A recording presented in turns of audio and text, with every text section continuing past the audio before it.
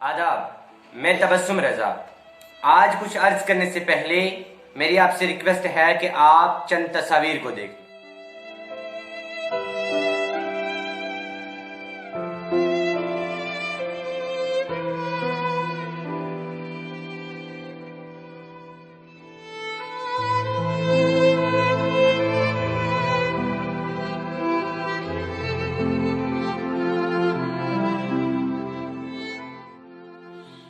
ये जो तस्वीर आपने देखी, ये तस्वीर तहसील मेंढर के इलाका बाटीदार और स्पेशली मैं बात करूं तो मैरा इलाके की ये तस्वीर है।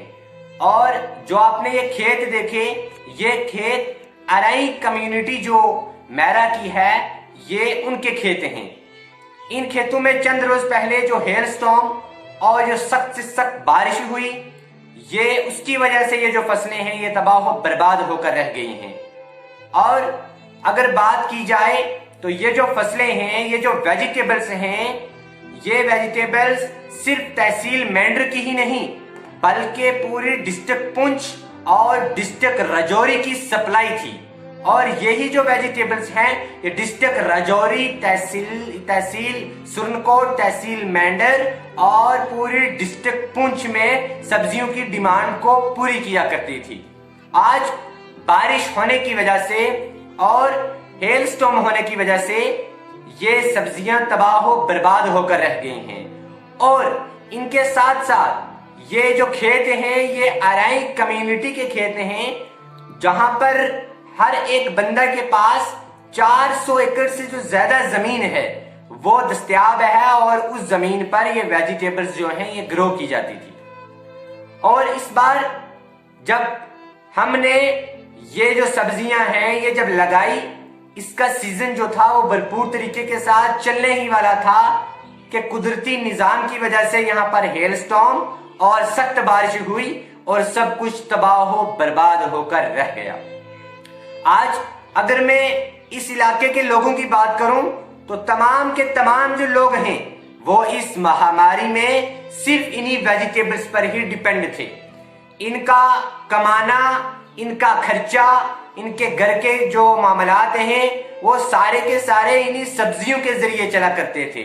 लेकिन आज इस तूफानी बारिश और हेल स्टॉर्म की वजह से ये सब्जियां तबाह बर्बाद हो गई हैं।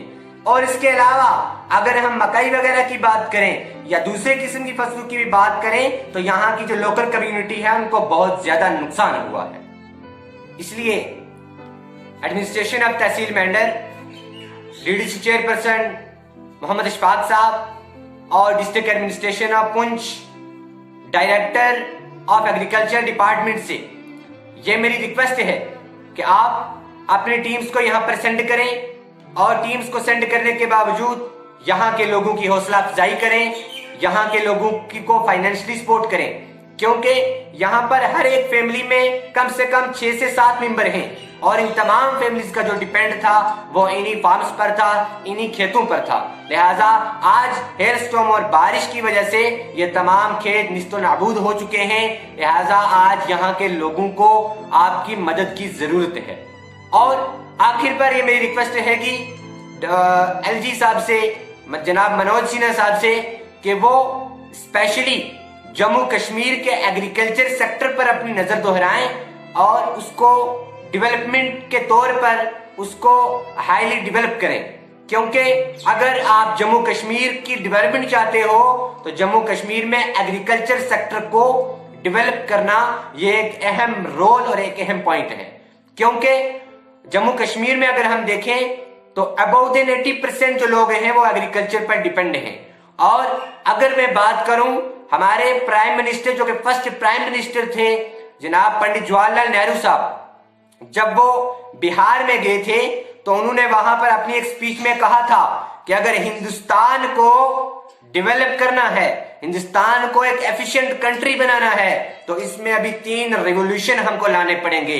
उसमें उन्होंने कहा था कि जो पहला रिवॉल्यूशन है वो एग्रीकल्चरल रिवॉल्यूशन होना चाहिए, क्योंकि इंडिया की जितनी भी पॉपुलेशन है वो टोटली एग्रीकल्चर पर डिपेंड है। इसलिए आप तमाम हजरात से, आप तमाम हाई लेवल की बॉडीज से ये मेरी रिक्वेस्ट है कि आप यहां पर आए, हमारे फॉर्म्स की विजिट करें और यहां के लोगों की मदद करें।